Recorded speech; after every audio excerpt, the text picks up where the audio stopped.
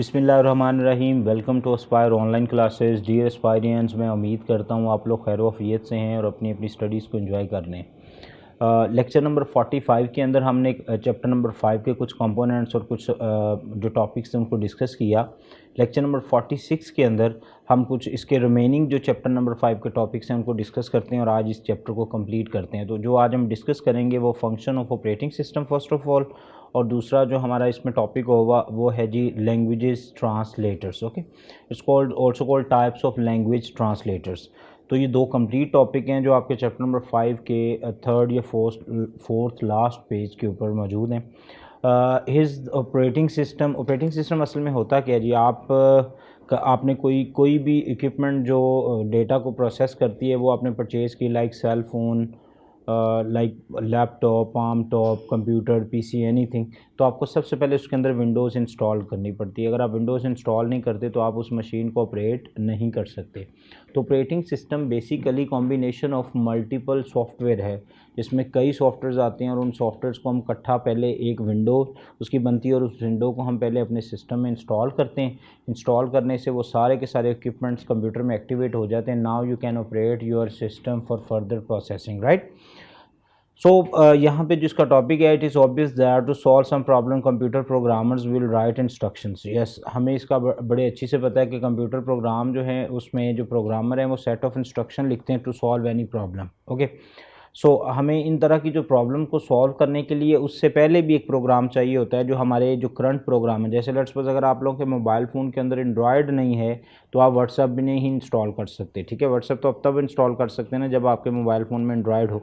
आपके लैपटॉप में विंडोज़ नहीं है तो आप माइक्रोसॉफ्ट वर्ड और एक्सेल और पावर पॉइंट और वीएलसी प्लेयर कोई भी चीज़ आप इसके अंदर इंस्टॉल नहीं कर सकते, ना उसको यूज़ कर सकते हैं। आपको इससे पहले भी एक सॉफ्टवेयर चाहिए। याद करें, हमने जब चैप्टर नंबर 1 पढ़ा था उसके अंदर टाइप्स ऑफ सॉफ्टवेयर्स पढ़ी थी।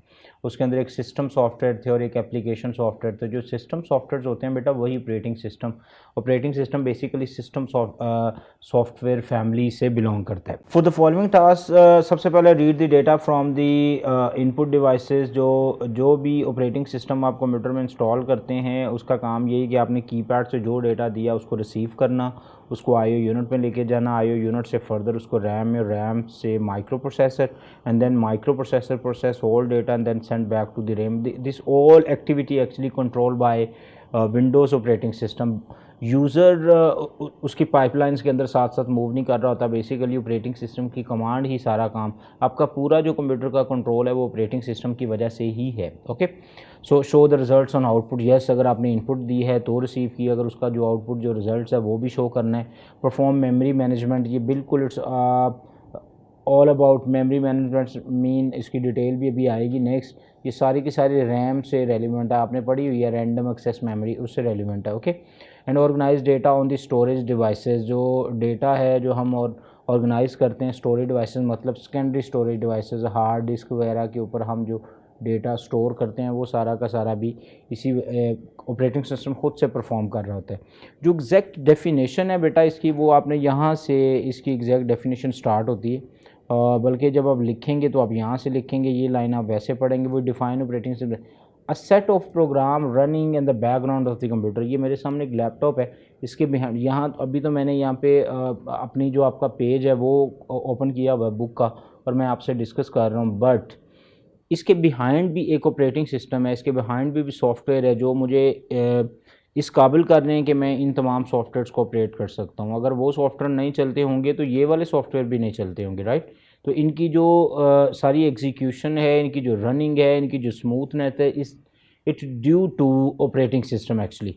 So operating system is running program backgrounds on the computer system and provide environment in which other program can execute and the program systems can be used efficiently। ठीक है, वो कहता है जी वो वाले programme जो बिहाइंड द सीन चलते हैं और कंप्यूटर सिस्टम जो है वो तमाम एप्लीकेशंस को रन करवाता है और हम अपना वर्क जो भी अपना हमारा टास्क होता है उसको एफिशिएंटली एक्यूरेटली हम उसको परफॉर्म कर सकते हैं। ये डेफिनेशन है ऑपरेटिंग सिस्टम की। So here is the in this section हम कुछ इसके फंक्शंस ऑफ ऑपरेटिंग सिस्टम्स को भी डिस्कस करेंगे। ये आपकी बुक का पेज नंबर 86, ठीक है, जिसमें बताया हुआ है जी कि एक है यूज़र, एक है एप्लीकेशन प्रोग्राम और दरमियान में क्या है हार्डवेयर। और हार्डवेयर किसकी वजह से चल रहा है? ऑपरेटिंग सिस्टम की वजह से। ओएस मीन ऑपरेटिंग सिस्टम, ठीक है। तो आपका कंप्यूटर हार्डवेयर बाकी सॉफ्टवेयर को एग्जीक्यूट करवाएगा, मैं यूज़र हूँ, मैं तब उसको एग्जीक्यूट करवा सकता हूँ जब इसके ऊपर ऑपरेटिंग सिस्टम होगा। अगर इस पे ऑपरेटिंग सिस्टम नहीं है तो हम किसी भी और एप्लीकेशन को, किसी भी और प्रोग्राम को एग्जीक्यूट नहीं करवा सकते। ओके, सो आगे चलते हैं जी। जो फंक्शंस ऑफ ऑपरेटिंग सिस्टम्स हैं उनको डिस्कस करते हैं।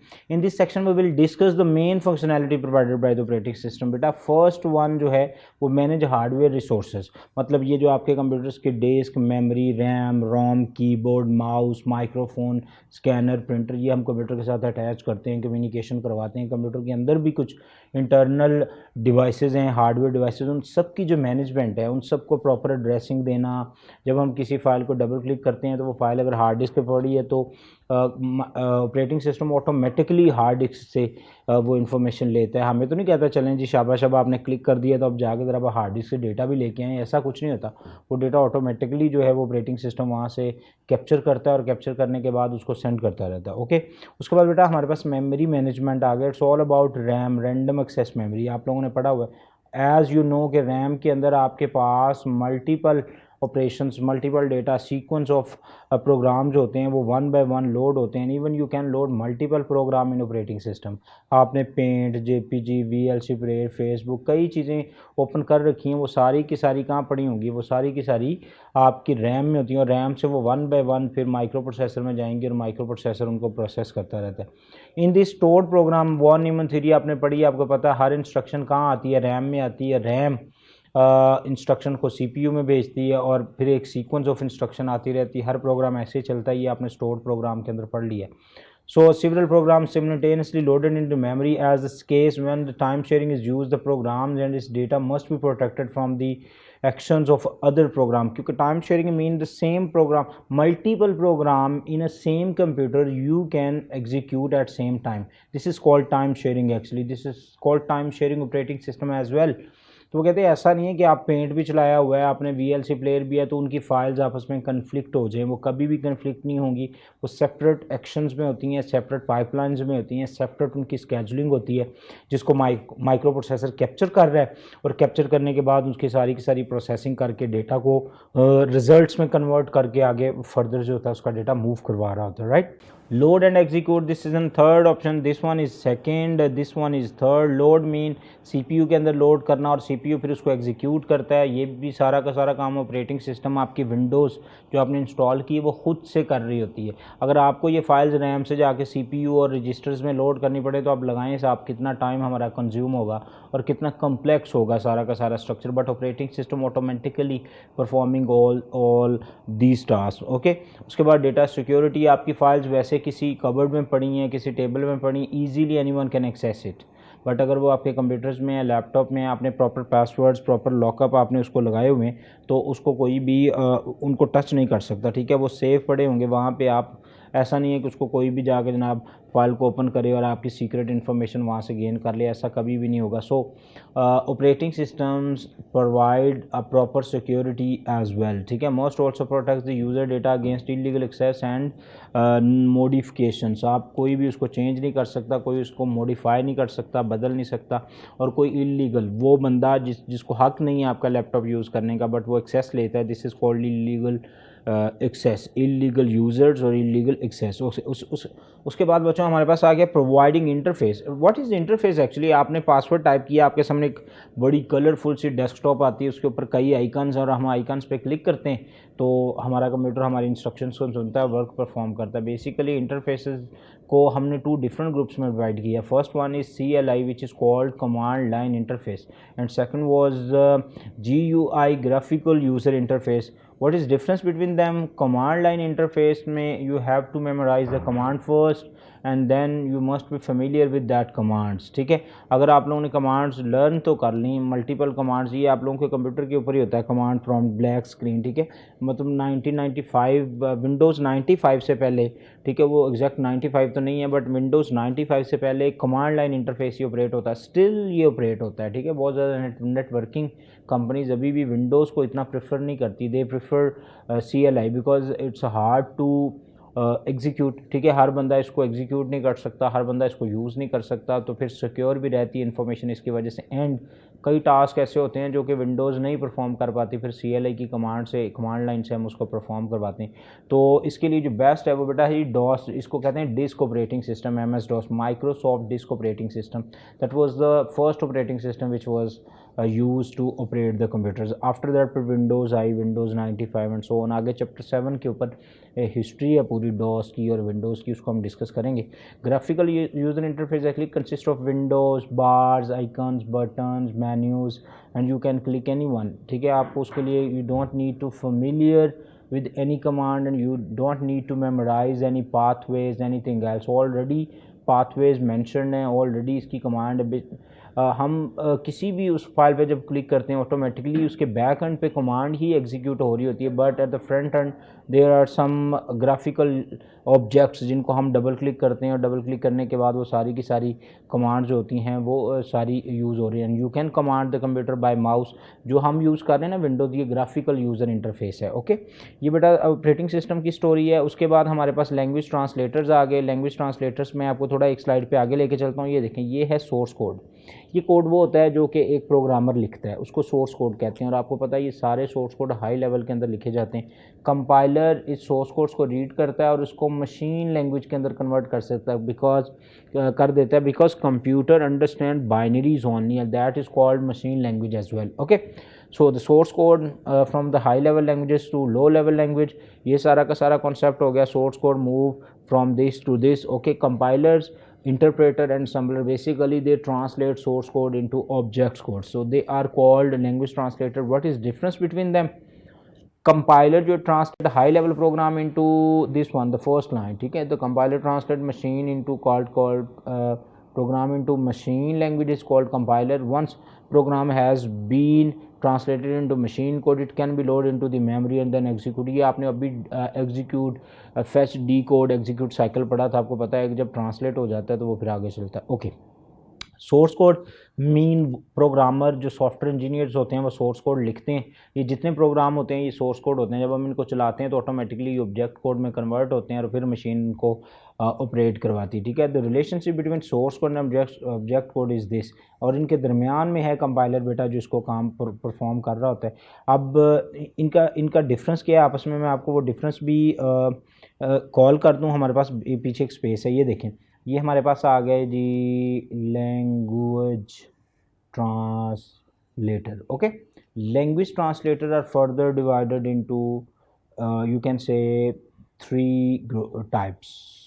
The first one is compiler, second is interpreter, okay, and the third is assembler.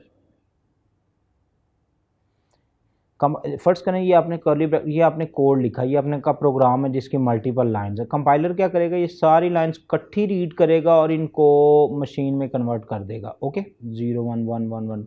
अच्छा, फर्स्ट करें, आपने ये कोड लिखा, मल्टीपल लाइंस हैं, और इंटरप्रेटर क्या करेगा, वो एक लाइन रीड करेगा, उसका कोड बनाएगा 0 1 1 1, फिर दूसरी रीड करेगा, फिर उसका कोड बनाएगा 1 1 1 0 0, फिर तीसरी।